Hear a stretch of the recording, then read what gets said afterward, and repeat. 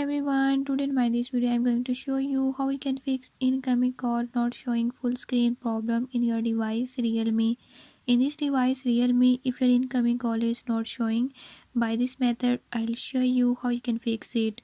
Before move to the video, if you are new to my channel, don't forget to subscribe and press bell icon.